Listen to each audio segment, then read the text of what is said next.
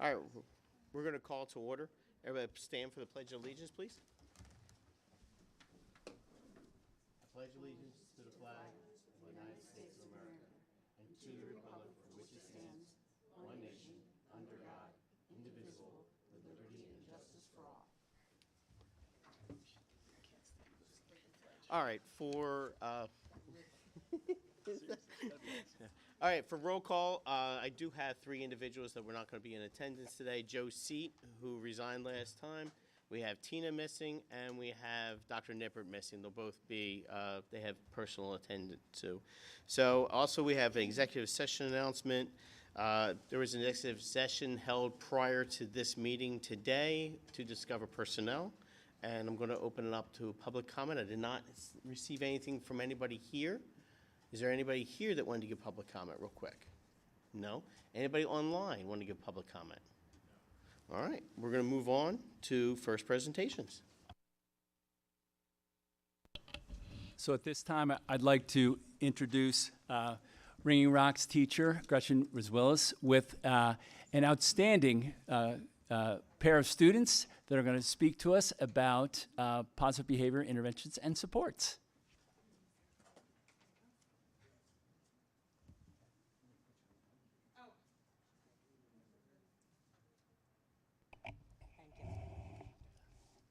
Okay. Well, first of all, thank you for having us here tonight.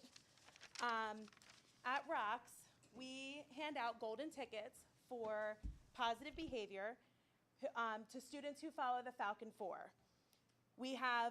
On our golden ticket, we also have our 4 kindness keys, which come from a grant that we received last year and this year. Sorry. It's like, once they earn their golden tickets, they take them down to the office, right? And then what do? Do you remember? You get a sticker and get a pencil. You get a sticker and a pencil. And you take your golden ticket, and they get to choose from 2 raffles that they get to put their golden ticket into. So for the beginning of September, they got to choose from extra recess and prize, right? A prize from the treasure chest that's in the office. So tonight I have 2 friends here with me, 2 kindergarten friends, and they both earned golden tickets. So, Isabel, you want to go first? Okay. You want to come over here? Do you remember why you earned your golden ticket? For being good on the bus. For being good on the bus. So she had exceptional behavior on the bus. And Brianna, what did you earn your golden ticket for? Walking in the hallway so nice. Walking nicely in the hallway.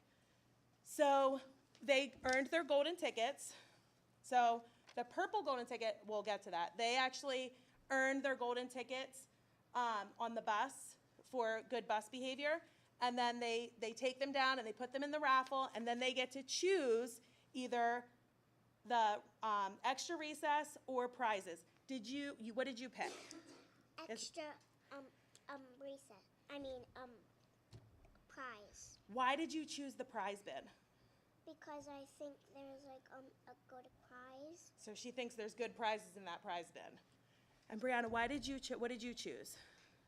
Extra recess. Extra recess. And why did you choose extra recess? Because I haven't did it before. Because you haven't done extra recess before? And it's pretty fun. They get to go outside for 15 minutes extra on Monday mornings. So we pick the 10 golden tickets on Fridays from the extra recess jar, and we also pick 10 from the prize bin. The prize bin gets to come down right away and get their prize. Extra recess, they come out on Monday morning. So one of the things that we focus on is that behavior specialists recommend is 4 positives to 1 negative. So far this year at Ringing Rocks, we've given out 601 golden tickets. And we also look at our negatives. So our negatives show that we have had 59 office referrals this year. The 59 is a combination of both major and minor offenses. So it's not all bad. They're just, some are minor offenses that are just for documentation purposes. So one of the things we looked at was the bus is definitely an area where we struggle. So we decided, or we worked with Becky Papano and Courtney Niddle. They last spring trained our bus drivers in our positive behavior interventions and supports. And we hope we can continue that, because that's a very good opportunity for them for the bus drivers to feel heard and supported by us. After seeing our data that showed that the bus was definitely an area of concern, we decided to piggyback off of Lower Pottsgrove, who uses the bus golden tickets. So the bus drivers each get golden tickets, and then they can reward the students for the bus behavior. At this point, they are combined with our golden tickets. We're hoping to kind of change that so that they're separate, so there's a separate incentive for the bus. Coming up on November 1st, myself, Brescia Armstrong, and Jen Snyder and Nicole Culp will be presenting at the Pennsylvania, what is it called? The Implementers Forum for the entire state of Pennsylvania. We are very excited to say that Pottsgrove is one of the only districts in the state of Pennsylvania that has the same expectations from kindergarten through 12th grade. So it's pretty awesome that we are consistent through. This provides the consistent expectations from kindergarten all the way up to through their senior year. Obviously, they look a little different in a K-2 building than they do at the high school. At the Implementers Forum, I will be sharing about our book of the month. Each child takes home our book of the month one night throughout the month, and we focus on a character trait that we try to focus on throughout the whole month within our district, or within our building. So in September, our, what was our trait? Oh, respect. So we focused on respect, and then at our monthly assembly, we honored one student from each classroom who had exemplary behavior and showed respect. So we introduced our new book of the month, which will be, it's called The Invisible Boy, and it's about compassion. So there's a lot of good things coming from Ringing Rocks, and we are continuing to recognize our students and focus on all the positives. So thank you.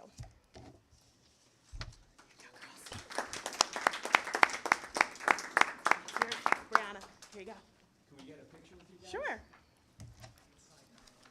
Maybe with a golden ticket? Oh, yeah. Ticket? You want to hold your golden ticket? All right. That one's yours? You want to do it? Yeah, I can. All right. Why don't we do it up here? Brianna,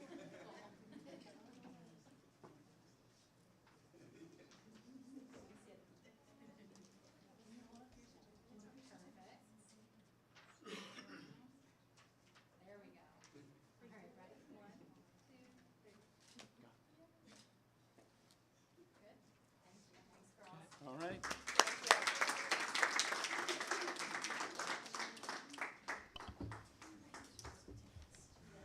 All right, I have one quick question, if you can answer. This was implemented this year, correct? we have been implementing it for many years. Many years, now. okay. The golden ticket part. Oh, that has also been many years. Okay, so obviously the board has heard about the instances at Ringing Rocks. How does this year, first beginning of the year, compare to last year?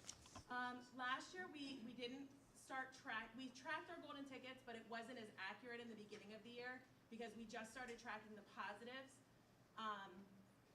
as of, I'm trying to think of when we started that. I think we just started last year tracking the positives. So last year it wasn't as accurate because it was the first time we were doing it, and it's based on a spreadsheet that has all the students' names in, and literally we go through and click each name every time there's a golden ticket.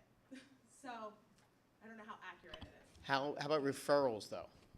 Referrals, we still use the Swiss system, which it's implemented from the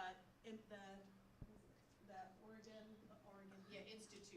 provides, if that's the company that does the. All right, so let me clarify. Referrals of disciplinary issues last year versus the referrals for disciplinary issues I have not done a this year. comparison. I have not done a comparison on this year from last year. Anybody else have any questions? Thank you, though, very much. I can get you that information. Yeah, we would like that. All right, we're going to move on to the second presentation. Not as much fun. Yeah. Sorry. Yeah. So the next presentation, we have Jamie Doyle, Managing Director of PFM Financial Advisors, and she's here to present information on potential funding sources for planned capital projects. It's a pleasure to be here this evening. You're welcome to sit, please. Yeah. Thank you. Yeah. I've had the pleasure of serving as the district's independent financial advisor for the last 27 years and my colleague for many, many years before that. So it's great to see all of you. Your most recent transactions in 2021, I wasn't here in person. Those were virtual meetings, so it's great to see all of your smiling faces. And I will apologize up front because my presentation is not nearly as cute and fun as the prior presentation. So you should each have a hard copy of my document in front of you. And if you turn to the inside cover, page number 2, I always like to start off talking a little bit about market conditions and the interest rate environment. And so what you'll see on page 2 is 3 snapshots of the same index. This is the MMD curve, that stands for Municipal Marketplace Data. And what the top snapshot tells us is we're currently at the blue line and we're enjoying an inverted yield curve. And what that means, if that sounds familiar from your college economics classes, you can see on the short end of the curve, I'll call it in year 1 and year 2, rates are higher, and then it dips down a little bit, and then it starts to resume its normal upward sloping shape. And so that's really the best of both worlds for the school district, in that on the short end of the curve, those are the rates at which you invest your reserves, or if you choose to borrow money, your construction funds, because you don't spend all the money right away. It gets invested and you spend it over the course of the construction project. So those interest earnings, we haven't had anything to talk about for the last probably 15 years plus, but they're pretty meaningful these days. So I'll use the example that in today's world, percentage-wise, you can earn a 5.5 to a 5.75% on your investments. So, you know, there was a long period of time when you were earning 0.1%. So pretty meaningful and significant. The other end of the curve, or longer-term rates at which you borrow, are kind of right on the red line. So they're right on historic averages. And so that's a good thing as well. We're not at the all-time low borrowing rates anymore, but we're at those average levels. And so that's good because that means you can borrow at a 4.5 to 4.75%. So if you remember the investment rates I just mentioned, that's roughly a 1% positive spread in the district's favor right now. So that's what that inverted yield curve does for you. If you look at the middle snapshot, same index, just going all the way back to 1993, so you can get a more historic perspective. And I drew a red box on the far right-hand side of that middle chart and blew it up in the bottom chart so you could really get a bird's eye view of what has happened in the market through calendar year 2022 to present. And you can see the fluctuations that we've experienced. So great investment environment, great borrowing environment. It's really the best of both worlds right now. If you look at page number 3, just a couple of topics to help show you how we start to think about a financing plan, and especially a long-term financing plan like the one that you're considering. And I'm a firm believer it's never too early to start planning. The plan that we've developed is very flexible, and it will get lots of fine-tuning and customization along the way as decisions are made, but wanted to start out at a high level to help you formulate your thoughts on what you might want to undertake and when you might want to undertake it. So the first section on page 3, bank qualified. So the district gets to borrow at a tax-exempt interest rate because you're a school district, and the lowest possible tax-exempt interest rate is called a bank qualified rate. So as long as you reasonably anticipate borrowing $10 million or less per calendar year, not school district fiscal year, IRS is looking at calendar year, You get the lowest bank qualified interest rate. That also gets you a shorter 5-year call feature. So the call feature is the date to which you promise the investors they get to hold the bonds, and 5 years is the shortest possible call feature. You want it to be short because that gives you maximum flexibility in the future if it makes sense to refund it for a lower rate, or if you needed to restructure it and stretch it out longer for some reason, or if conditions changed and you had a windfall and you wanted to pay some or all of it off early, you would want that shortest possible call feature. It also lets you phase the debt service into your budget a little more gradually, so that's important as well. In that second section, reimbursement resolution, just want to introduce the concept. A reimbursement resolution can be helpful if you have to start paying for project costs out of pocket before you borrow any debt. And if you want to preserve the flexibility to legally reimburse yourself from future borrowed proceeds, a reimbursement resolution allows you to do that. So you may or may not need one depending on timing. In that next section, federal tax law, the IRS doesn't let us go borrow at these attractive rates just because they're attractive. The key words in that test are reasonable expectations. So you have to have reasonable expectations that you can spend 85% of the borrowed proceeds within 3 years from settlement. And we're going to look at a multi-step plan in a minute. So each step of the plan would have its own start and end date for that 3-year period. The second prong of the test is that you have reasonable expectations that you will enter into and incur a substantial binding contract to spend at least 5% of the borrowed amount within 6 months. Doesn't mean you have to have it spent, just means you plan to enter into a contract with an architect or an ESCO provider. That early upfront contract satisfies that requirement. And then the third prong of the test is just that you proceed with due diligence. That next section, arbitrage rebate, sounds like a different language, I know, but this has to do with that 1% positive spread that I just described to you. And so as long as you issue less than $15 million per calendar year, which again, if we're going for bank qualified at 10 million, you'd be under the small issuer exception. And that means that you get to keep that 1% positive spread in my example, as opposed to needing to rebate it to the IRS. Now you can't always, the draw schedule and the timing of the cash flow of your projects isn't always conducive to $10 million a calendar year. So in the event that you need to borrow more than $10 million in a calendar year, we would go for the bottom exception, the 24-month spending exception. And that means you'd have to meet all 4 of those benchmarks, spending 10% within 6 months of settlement, 45% within 12 months, 100% within 24 months. And as long as you did that, you still get to keep the 1% in my earlier example. So again, I'm getting into the weeds just a little bit, but those are the kinds of things we have to think about now that we're in this inverted yield curve and positive arbitrage environment. In that bottom section, I'm going to show you a plan in just a minute that involves multiple financings. Most Pennsylvania public school districts consider a multi-step plan, if they're looking at projects more than 10 million. They break it into pieces, again, to get the lowest interest rates, the shortest call features, and to phase the debt service more gradually into the budget. So a current funding means, that's the part of the plan where you wait until you have your bids in hand and you know exactly how much you want to borrow, and usually that's a later borrowing. Advanced funding is where you borrow all or a portion of the money prior to construction bids. So I call that seed money. And you can do that, again, as long as you can meet those reasonable expectations tests. That sort of determines the earliest that you could borrow money. If you look at page 4, you'll see a snapshot of the district's existing debt portfolio. And you currently have 2 bank loans on the books.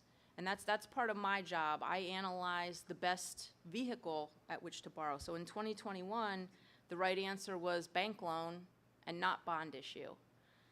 The current environment will likely be bond issue, but we'll evaluate that every step of the way. You get to reconvene and have this conversation before every step in the borrowing plan to really kick the tires and make sure the sizing and the timing are what you need them to be. But on page 4, top half is gross debt service, principal and interest, and bottom half is the same number, but if you were receiving the old grandfathered PlanCon reimbursement, it would be netted out of the bottom half of the page.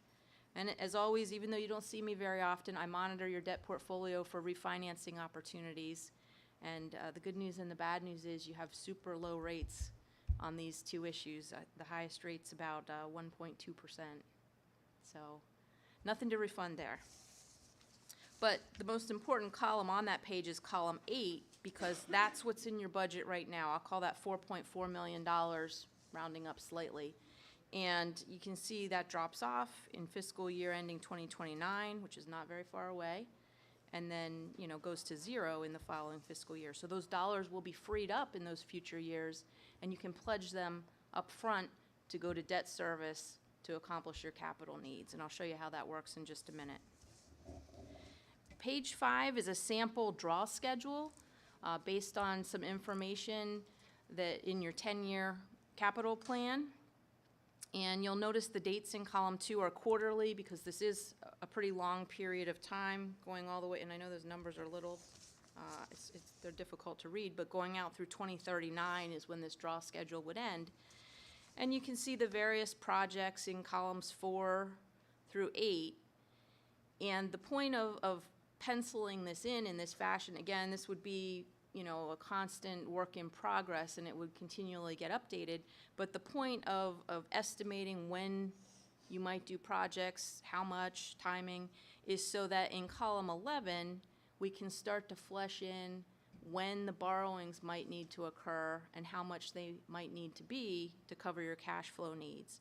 So as you look down column 11, you can see we're staying just under that $10 million calendar year limit as many places as we can.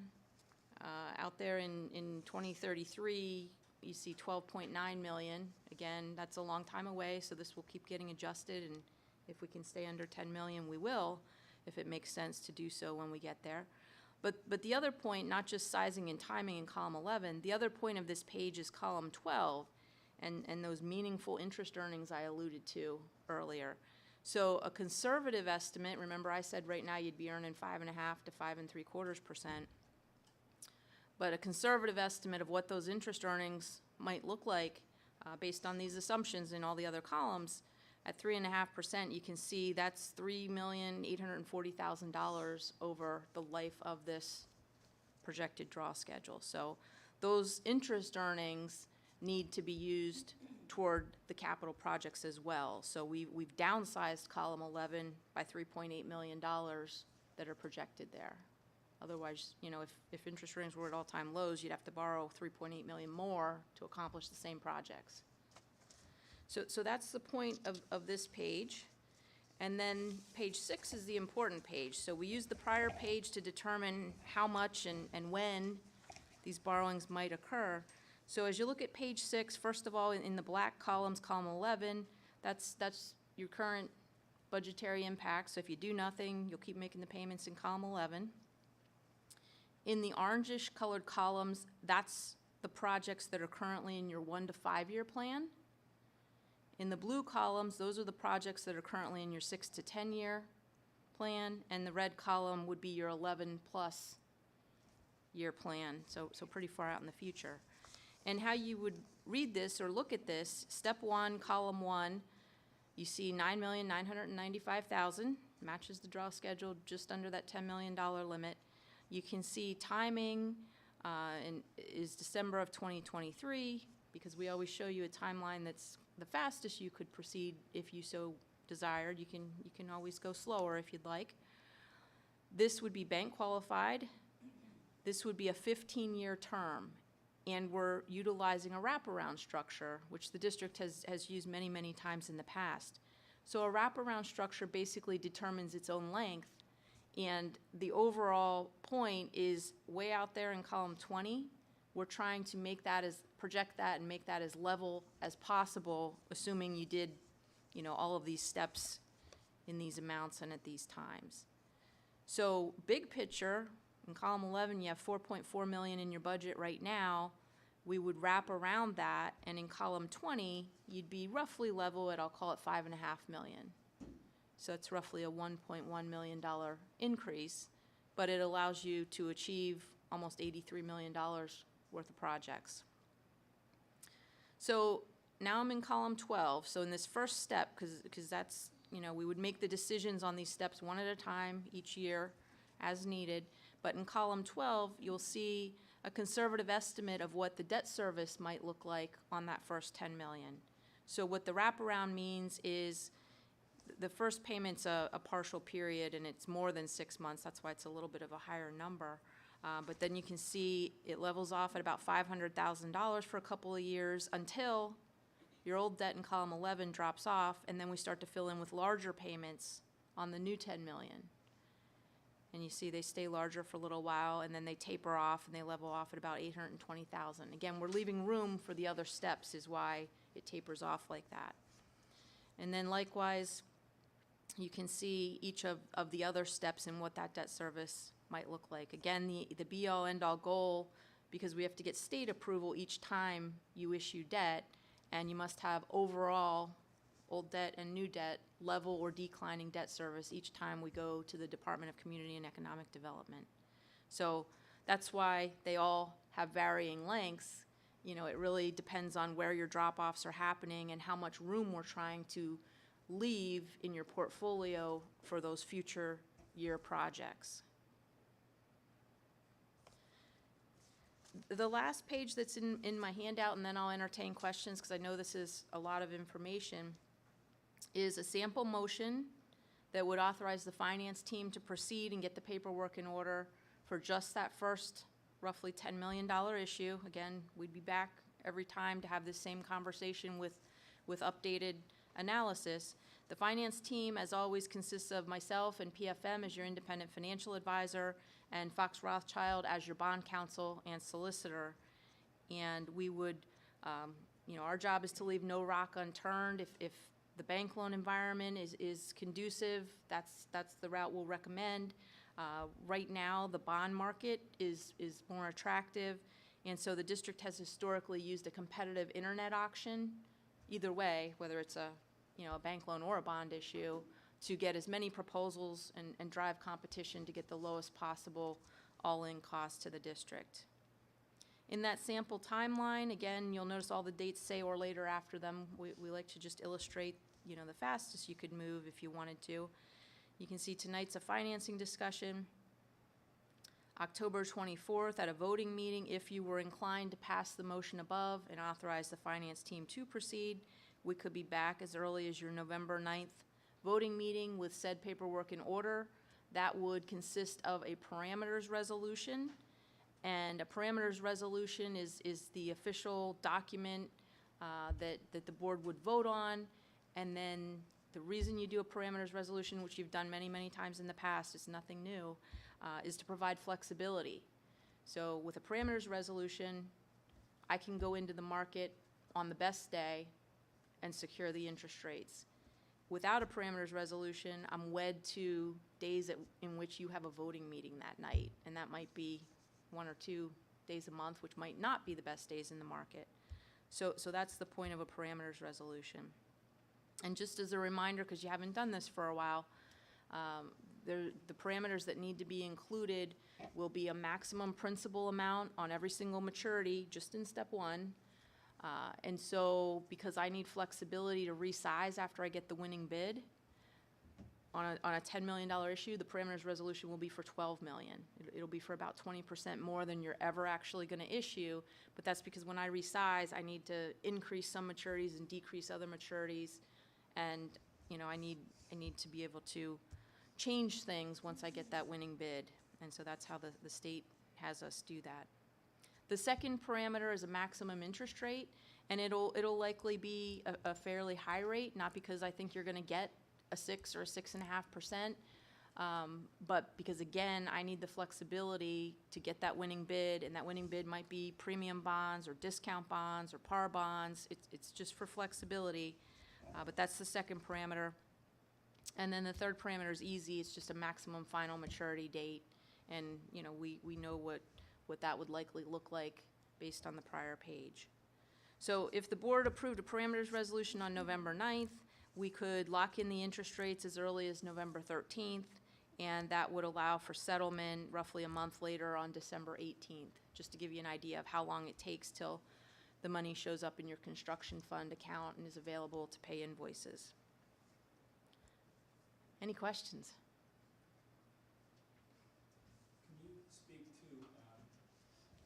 Thank you for the presentation.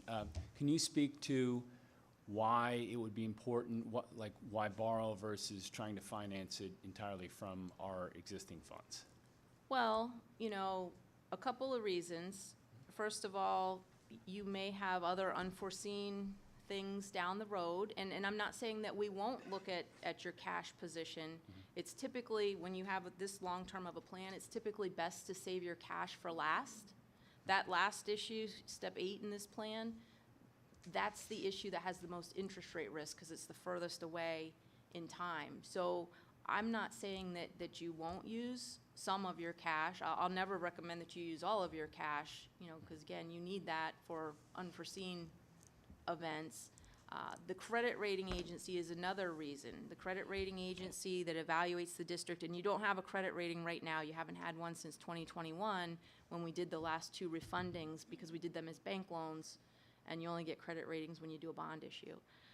But you had an excellent credit rating up until 2021 when it was no longer necessary to have it, and the rating agencies, they like to see good, strong reserves and a lot of flexibility, not just if there's an unforeseen event at the district, but also we live in the state of Pennsylvania and there are state budget impasses. So it's important to have some cash so that you can weather those kinds of storms and not need to go to the market and, look for a tax and revenue anticipation note or a borrowing for short-term cash flow, because those get to be very, very expensive. Does that answer your question? Yes, thank you. Any other questions? All right, I do. We were talking in this particular idea of financing, we're not going to use our capital funds, and the capital funds, obviously, as you said, would be able to earn more interest than we're used to seeing. You said about 5%. I don't know exactly how much we have in capital funds, but what are we looking at, an estimate of the interest coming back if we did it this way? So an estimate, so if we have $10 million in the funds at 5%, is that what we're thinking? I don't know how much we have exactly. See, where I'm trying to go with this is I'm trying to figure out if currently our budget, we're spending $4.4 million, roughly, and we're going to move up in the next 2 years to $5.4 million. It's $1 million, right? I got to figure out how I'm going to get to that extra $1 million in our budget without going to the district and saying, okay, I need $1 million more from you guys, and $1 million is a 3 to 4% increase in taxes above anything else I have, like a teacher's new contract or additional expenses. So I'm trying to figure out how much money we may be earning. Obviously, it's short term because rates change so much, and how we can get that extra $1 million.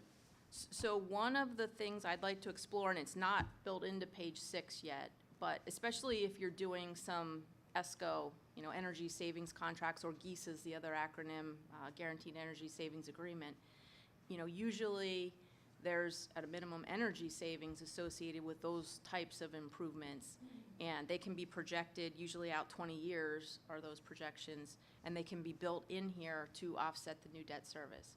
Likewise, even if it's not an ESCO or GESA project, a lot of times if you're replacing old inefficient systems or roofs or whatever the case may be, you had a maintenance kind of line item in your budget that you may be able to decrease because now you have new systems and roofs and there's no need to be patching them and spending as much on maintenance annually.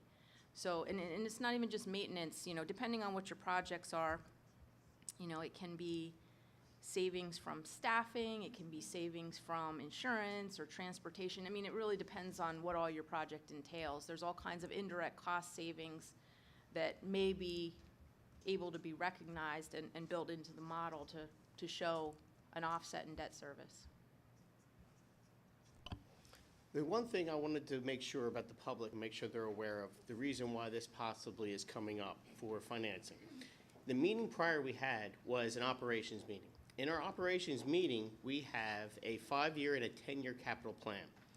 As of right now, the 10-year capital plan is roughly about $50-some million. I know for a fact we do not have $50-some million in our capital funds.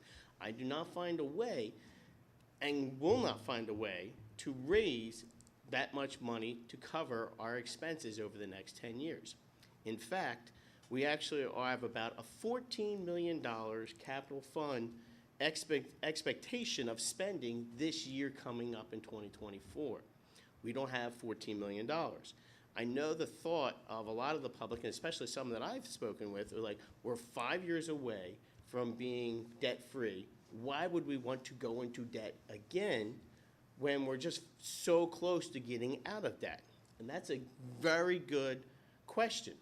The problem you have is, how do we get the extra 5 years? Now, the particular plan that we're being presented is not borrowing $80-some million right away. We're only talking about doing it in stages. So if for some reason we do this 10 right now to get us over the hump currently, and things work out to our favor, somehow, some way, new funding, the state comes up and says, hey, we're giving you an extra couple $1 million, not gonna happen, but if it did, right, we would not have to go to the next step. We would not have to borrow the next 10 million or the next 20 or 30 or whatever it may be. So I just wanted the public to be aware of, we're not looking at borrowing $80-some million, we're looking at borrowing 10 to make sure we have the capital available to us to cover for this year. And of course, leave our reserves well endowed so that we can make sure our overall, what did you call it? The number for us to be credit worthy? Credit rating. So our credit rating would stay obviously at the best available rate so we can get these hopefully low numbers and such like that. If anybody in the public has a question, I know this is finance and a lot of us are not finance majors. I am not a finance major, right? If you want to ask about that, please, at the next board meeting, please come and ask. We will try to help out anybody in the public that has a question about financing, because this is a lot of numbers and it's a very large expense that the board and the district as a whole is going to be placing on everybody here and on the community in the future. So if you have any questions, please bring them to the board meeting. Thank you. Anybody else have any questions? Just a comment, you're saying about having them come to the next meeting with their questions. Since that public comment, we're not really meant to answer questions, but to get, I was just saying, maybe could they email the questions? We can't answer the questions, but we can hear the comments, and if they want to, persuade the questions ahead of them. Answers. If I could just add one other comment. When we started the facilities and operations committees looking into our facilities assessment, one of the things that was quickly revealed is it's been 29 years since any major renovations to West Pottsgrove Elementary. It's been 24 years since we built the middle school. Those buildings are showing their age, and we've been deferring some maintenance, and typically if you talk to people in the industry, at 20 years you start planning for the renovation. At 25, you go through with the renovation. We're a little bit on borrowed time with a 29-year-old roof at West. So we have significant considerations, and we're going to have to do something with that building. And I think the plan that we've been working on is a good one, and I think we have a good partner here to work through some of our financing concerns, and we have some time. So I'm very happy with the way this is going, and we have time to ask and have questions answered. So thank you. Does anybody on the board have any issues with the timeline that we were presented? In other words, next meeting would be to authorize. And the following meeting would be to do the resolution. We're good to go. Thank you. Thank you.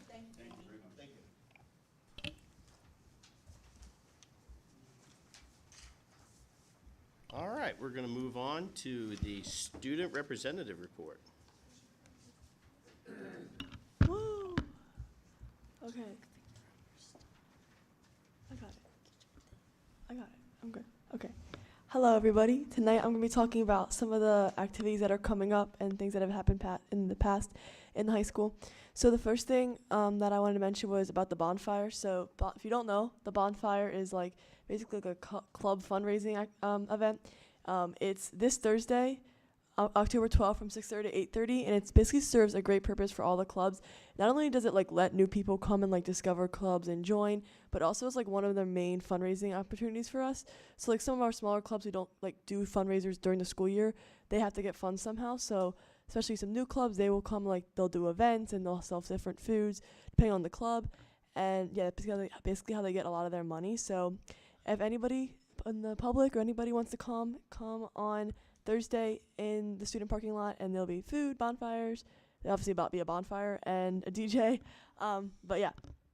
So another thing that the school, one of the clubs have been doing is from September 15th to October 15th is Hispanic Heritage Month. And Spanish Club, which I'm a part of, has been doing a question of the day. So it's basically a trivia question that we come up with. We come up with it during most of our meetings, but basically we ask the student body a question about Hispanic Heritage Month. And like some of them are kind of well known, some of them kind of aren't. And then they get the opportunity to either answer the question and email the advisor. And then at the end of the month, we're doing a raffle for like a gift card with everyone who's got answers right, which is just super fun because it gets the student body involved in different cultural events. We're going to have something near the end of, I think, October or November for Dia de los Muertos, which I'll talk about when we get to that, but which is just another way that we get the student body involved, because I think in order for the student body to really understand different cultures, they have to kind of like get into it and like really take part in it. So I think people really enjoyed it. People kept coming up to me and like telling me all their answers to their questions. I was like, email it. So I think that's going well. And sports news, I'm just going to say this real quick. Many sports are wrapping up their seasons with successes and senior nights to honor their seniors. Girls soccer has a senior night tonight, so congrats to my seniors. But I wish all the best to my fellow seniors in the futures and in their future athletic and academic endeavors. So Cecilia, take it away. Hello, I'm your junior board representative, and tonight I will be reporting about the fun events that are being planned and that are coming up so far. As Emily mentioned, our homecoming bonfire is coming up on Thursday, October 12th, which is a great way for everyone from different grade levels to come together and play games, eat food, dance to music, and spend time with each other before our big homecoming football game. Our homecoming football game is themed Pink Out in order of Breast Cancer Awareness Month. Everyone will be dressed in pink to honor those who have experienced / are experiencing the effects of living with cancer. As a cheerleader, this night is very important to us as a team because it allows us to whip out our pink pom-poms and our pink shoelaces to hype up the crowd for a good cause. Our cheer team recently bought signs that say maroon and white and as well as Go Fight Win. We got this money from a SNAP raise that we just started this year, so family members and friends could donate to this, what is it? It's like a website. We raised around $4,000 for the cheer team this year. The signs were bought to encourage more crowd engagement and student participation. And shout out to Ms. Hayden for making sure the student section is behaving and for making them participate in our cheers. The cheerleaders have also been getting ready for our homecoming pep rally coming up on Friday, October 13th, which is the day of the homecoming game. This pep rally brings everyone together once again to play fun games such as relay races and to watch all of your PGHS cheerleaders' hard work. We've been working on a fun dance to perform to the students, as well as new stunts. Our homecoming dance is on Saturday, October 14th, held here in our very own cafeteria. So we saved a lot of money with that one this year. So basically, we have 3 big events for our school to bring everyone together just this week. However, as the football season is beginning to near its end, crowd participation is better than ever, meaning students coming to watch all games, including away games. I was surprised that people showed up to Phoenixville, so that was cool. The support from them has been amazing compared to past years, and we love to see everyone come out and support their fellow Falcons. I'm very excited for the events to come in October and for everyone to be able to come together and unite as a school. Thank you. Anybody have any questions? Thank you very much. We're going to move on to where we at here now. Report of the superintendent. Good evening. Two separate things to talk a little bit about. First is middle school and high school auditorium, in particular the audiovisual systems. Last year we discussed concerns here at the board level with the performance of the audiovisual equipment at the middle school and high school auditoriums, specifically the spring musicals.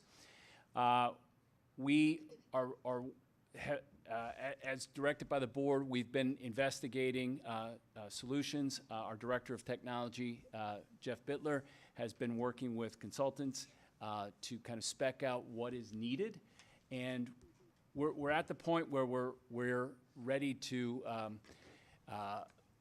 bring to the board a phased kind of bid process or RFP process, depending on what the cost structure looks like. Sadly, we do anticipate that the investment's going to be significant. But we're looking at a phase thing because we're looking to try to do something to improve the performance of this coming March musicals. So at this point, I did have an RFP included in here, but we've kind of pulled it back, and we're going to be looking at getting a consultant to put together a bid so that we can then kind of bid that out and bring it to you. Okay. So that's where we are with that. The other thing that I wanted to do is update you on our community eligibility provision. So earlier this year in August, we talked about the CEP, which is a federal program where we were able to offer all students free lunch. You might recall then that there was a potential forecast in lost revenue of $182,833.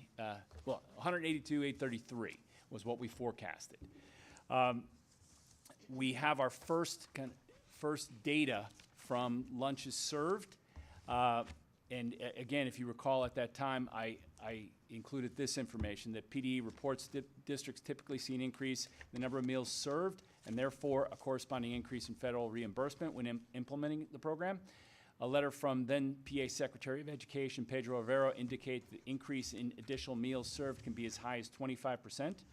For our district to offset the lost $182,833, we would need to serve an additional 300 meals per day, which represents an increase of 22.5% over current number of meals. I'm happy to report through the first 26 days of school, the district has served over 450 additional meals per day, which represents an increase of 37.8% year to date. So we have more kids taking advantage of the lunch service, and we anticipate more reimbursement from the feds on this. So far the program seems to be working well. Mr. Finnerty, can I add something to that? Yes. I was on an online training with the federal government, the USDA, and they are proposing how this number is calculated. You take your direct certifications, and they multiply it by a multiplier. So they call it your ISP percent, your identified students percentage. So our district ranges in the 40s to 50s, and then the multiplier is 1.6. That 1.6 multiplier gets us to like a 74% reimbursement rate. That's where we're getting 74% right now. It is proposed in the federal budget right now, which isn't passed yet, which the federal budget is starts October 1st through September 30th.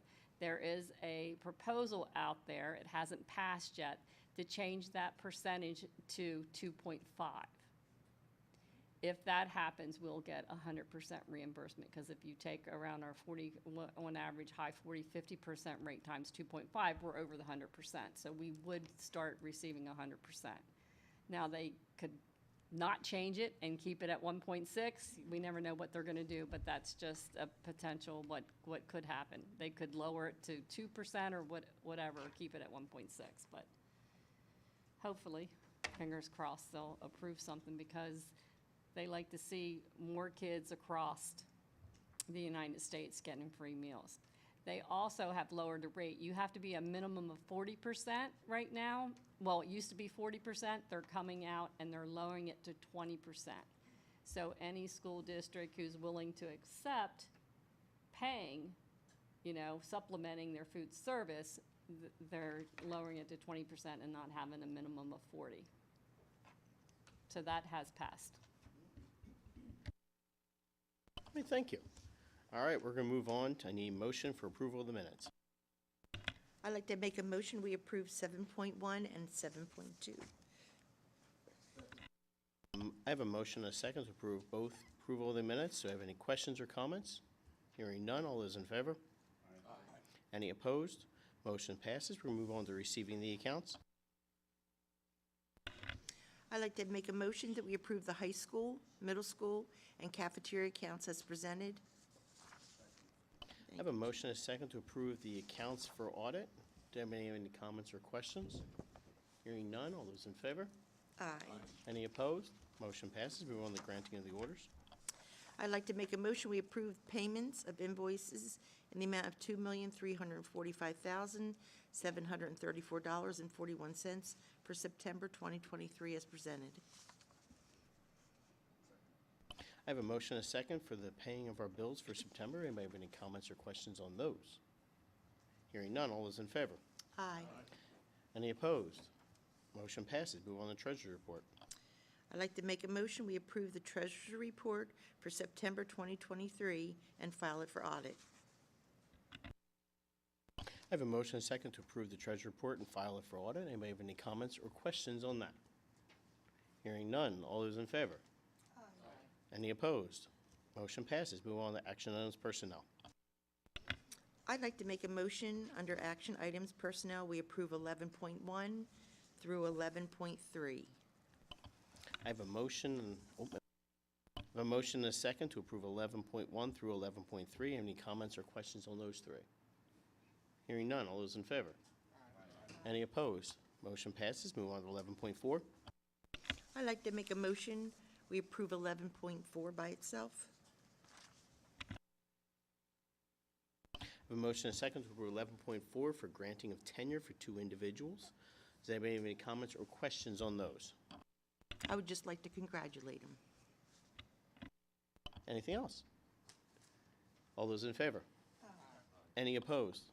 Motion passes. 11.5. I'd like to make a motion that we approve 11.5, support staff resignations, through 11.9, which is the Pottsgrove SOAR.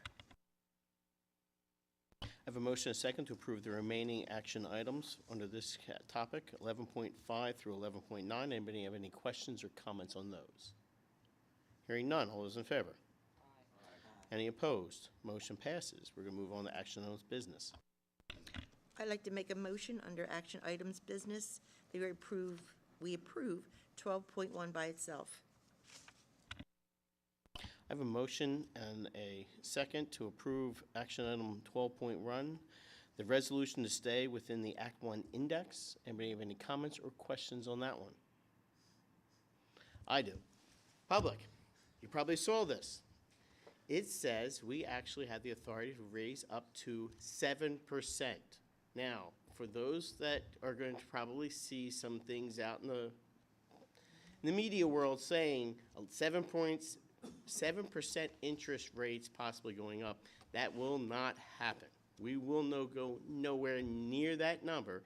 It's just a number, and we have to pass this resolution saying we will not go over that. We're not going to get anywhere near that number. But I wanted to make sure everybody was aware of what's going on. All those in favor? Aye. Any opposed? Motion passes. Move on to 12.2. I'd like to make a motion, we approve 12.2 through 12.4. I have a motion and a second to approve 12.2 through 12.4. Any comments or questions on those? Just an explanation for the community.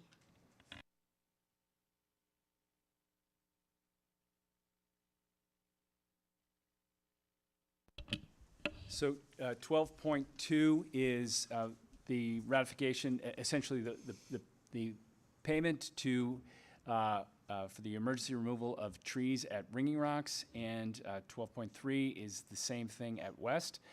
We had the ash borer hit a great number of our trees, and we had trees that were imperiling neighbors' properties as well as Ringing Rocks itself.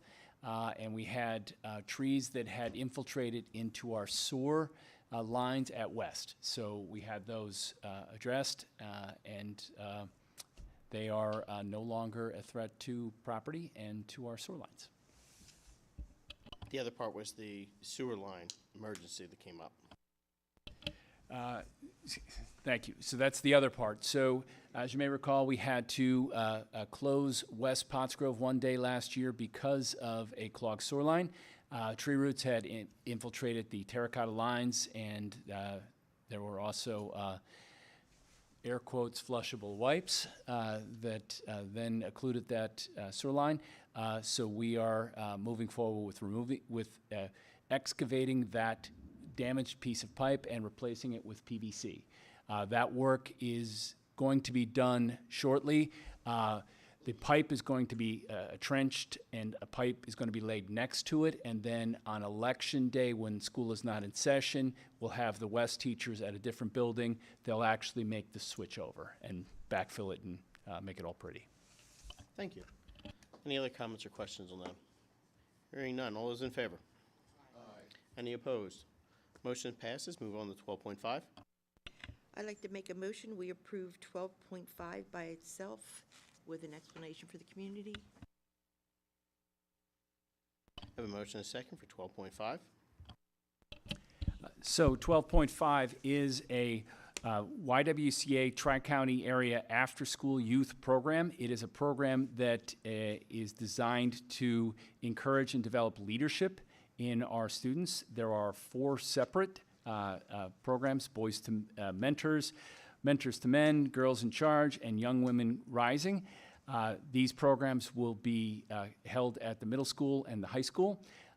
These were programs that our middle school principal, Dr. Gonzalez, and our high school principal, Dr. Smith, worked with our partner at YWCA to bring to the district. These are no cost to the district.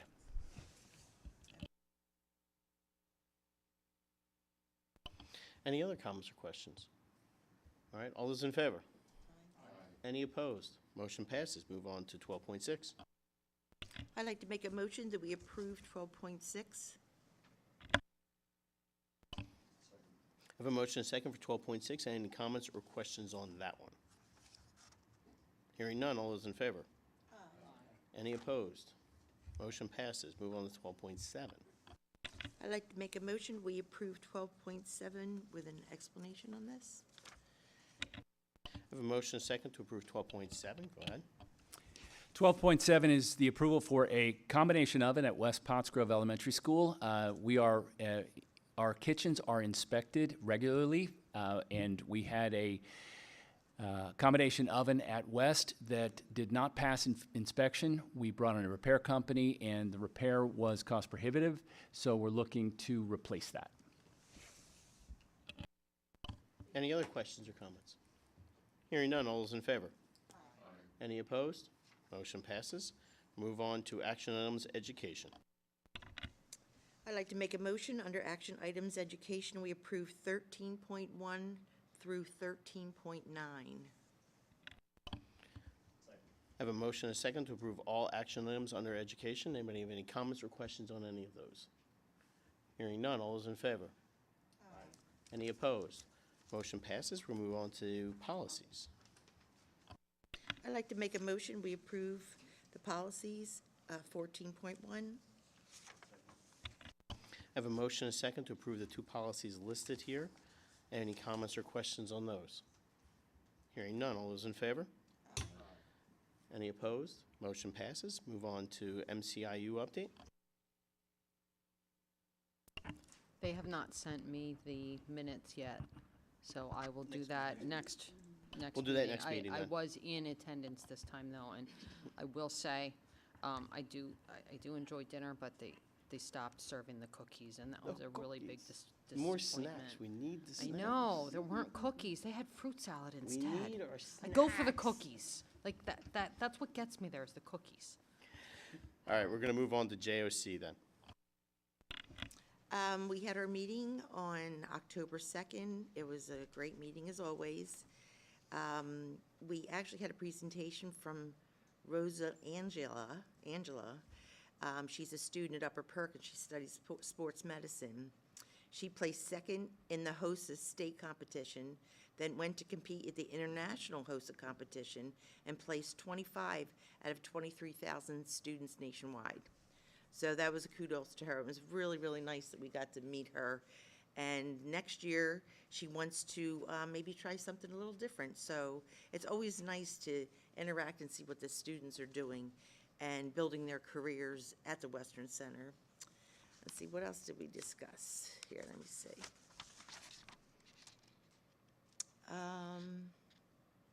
We're working on an audit report. We're basically trying to get, I think, are you going to be a part of that? From PDE? Okay, October 24th through the 26th. It's a 339 review, and it comes out every 5 years. And this year it's a 6th year because of COVID. And it's a full academic audit reviewing all IEPs, lesson plans, learning guidelines, OCA involvement, on and on and on. So there are 3 board members that'll be participating with that also. And no, you're not on that list, but you could definitely be on it if you wanted to be. Okay. Yeah. Our new principal, Craig Robinson, he was sick, but he will be on board October 17th, so that's right around the corner, and we're really looking forward to him coming on board. We mentioned that we will be continuing and discussing the capital fund, and Mr. Livingood will be meeting with the superintendents, the business managers, everybody that has a vested interest to try to get that plan in place. With that said, something that came up at the meeting is there's 3 of us that represent Pottsgrove. It's myself, Jay, and we have an open position now with Joe Vecchio resigning. And on the minutes that they had for the Western Center, they had all 3 of us expiring because you have a 3-year term. So they had us all expiring this year. So Dr. Finnerty was able to look back and help me. So my term is going to expire this December. Jay's will be 2024, and the new position will expire 2025. And the reason they do that is so everybody's alternating. So each school is alternating, so we're not all left. So I just wanted to make sure that we record that here in case we have any lapses. And the next meeting's going to be November 6th. Any questions? Thank you. I'm going to move on to committee items. I needed a motion for the meeting minutes for 17.1 through 17.3. I'll make that motion that we approve 17.1 through 17.3, the minutes. I have a motion and a second to approve 17.1 through 17.3 for the meeting minutes of those 3 committee items. Any comments or questions on those? Hearing none. All those in favor? Aye. Any opposed? Motion passes. Let's go on to policy committee report. Good evening. All right. It was a rather packed evening for policy. First, policies 218, 227, which we just voted on and passed. Those were actually passed last school year, but held off on that so that the administrative team could update the student handbooks and get administrative regulations in place to implement those policies. And with new policies that we reviewed last week, Policy 113, special education, there were revised guidelines for when meetings can be recorded, and that was approved into 30 days. Then we had policy 204.1, which is non-school sponsored educational chores and trips. The policy was reviewed and the input was provided from our social workers with changes and to keep in alignment with our policy for attendance as well as student handbooks. The educational leave form was also updated for that to match up with the policy, and then that was approved by the committee to go to 30-day review. 204 is on attendance, and that one was also reviewed and provided input from our social workers. Pretty much there's clarification for excused absences, and then wording to make proving absences less objective. That's some final wording was being done so that we can review it and then put that to 30 days. Then we have 916 school volunteers. Pretty much volunteers now with 10 or more hours of student contact will now need to have TB tests done and TB testing done. It's going to be up to the volunteers to, as of right now, to pay for that TB testing, and the individual buildings and the HR team will be responsible for keeping all the list of the volunteers and the TB testing. And that's to keep with requirements and language from the PA Department of Education, or Department of Health, excuse me. That was also put through to 30 days. Then we have 818, contracted services personnel. That was just simply updated with the same TB testing requirements for the 10 plus hours of student contact. That went on to 30 days. And then the last policy we did that evening was policy 202, which is eligibility for non-resident students. That one we had actually gone over and approved back in February of early this year. However, of course, the PSBA made some changes to it. Pretty much it's just that building principals must now submit to the board secretary the documents that are required. So what you do with them, you can make a hat, a brooch, a pterodactyl, whatever you want with them, I don't know. But, so you get those now. That was the change. So, and that was it for our full house evening of policy committee. Thank you. Thank you. Any comments or questions on those? All right, we're going to move on to, where am I at here? Next is new business. Okay, new business. Dr. Finnerty. Yes, so we'd just like to formally congratulate our newest member of the Act 93 group, Miss Erica Hinkle. She was approved at 12.1 in the agenda this evening. She was acting as the interim supervisor of special ed elementary, and now this makes it official. She's been doing a fantastic job and is a tremendous asset to the district. So congratulations to Erica. Before I move you on to you, I'm going to take Tina's spot for half a second. Dang, I thought I was going to get away with one. Dang it. Oh, no, it's okay. Let's see. You didn't ask a question, though. How is your first part of your school year Okay, going? there we go. See, now I can answer. All right. My first part of school year. Good, actually. Like, I don't know. I have to take the SAT tomorrow, which I'm not exactly looking forward to sitting in a room for 3 hours. But it's for the better. I'm applying to college now, which is, like, kind of crazy to think about. I'm ordering graduation pictures, like, cap and gown. Like, I don't know. It's kind of all coming to reality. I'm kind of wishing it wasn't, but I don't know. I'm kind of missing, like, I don't think I'm going to miss a little bit of high school. Like, I don't know. It's been fun. Like, I also feel like last year and this year, like, I've been able to, like, make so many more memories than I did before, just with, like, COVID and stuff, like, being over. And, like, I don't know. I just gotten myself out there more and, like, really decided, like, more on myself, who I am as a person, and, like, applied that to myself in school. But I don't know. I think it's been good. I've probably been my favorite year so far. Something about being a senior, just, like, mentally, I think, is, like, clicking for me. But I don't know. It's been good. I'm looking forward to the rest of the year. I'm excited to make some, you know, more positive changes in the district. I started an internship at Ringing Rocks, which has been really fun. I've been able to work with some of their special education classrooms up there. The assembly they talked about earlier, I was there for that. That was really fun. I really enjoyed being up there for that assembly where they had the golden ticket winners, and they were announcing the respect winners for each of the classrooms. All the kids were very happy to win and everything. So one of the students that I work with in one of my special education classes, he ended up winning, so he was really happy, and it just made everyone's day last week. So yeah, good. So there's this long, short answer for that long question, but you're welcome. Good. Thank you very much. And move on to Patty. I have a couple things. I was able to attend a couple meetings, and I was able to attend the Pottsgrove Village gathering they had. This is the first time they met in person, and I just wanted to read their mission, and I hope everybody out there will consider joining this group.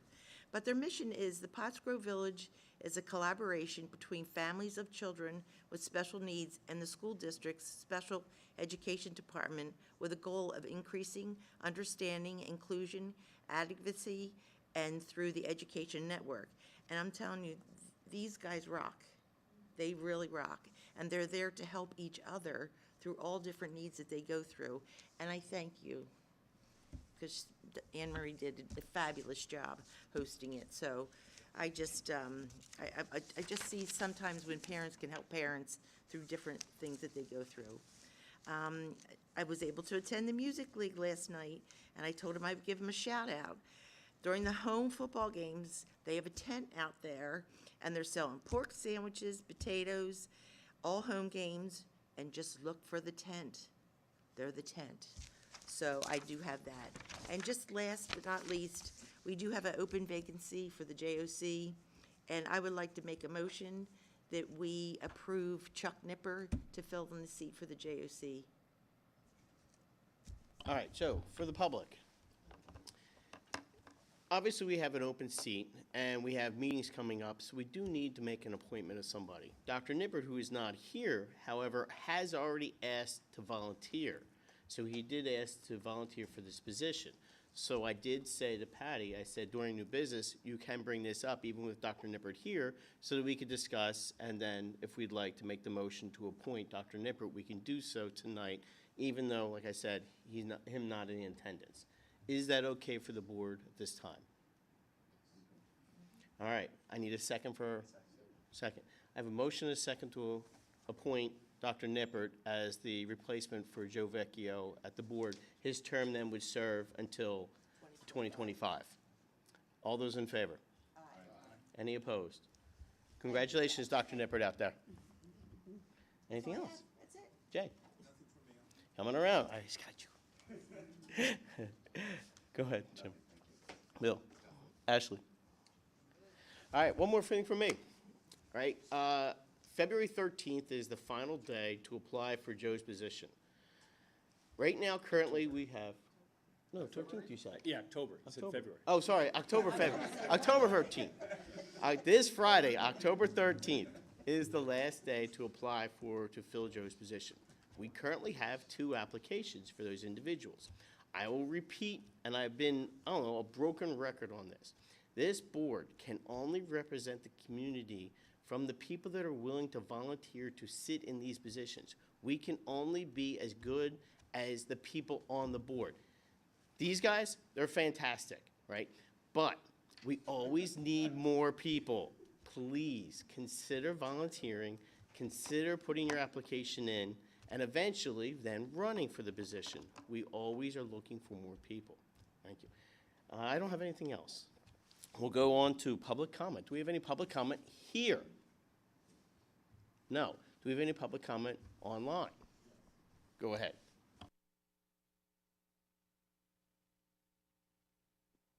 Can you hear me?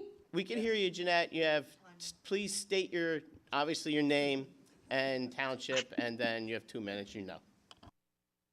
I would have loved to have been there, but I wasn't feeling good and I didn't want to get anybody else sick.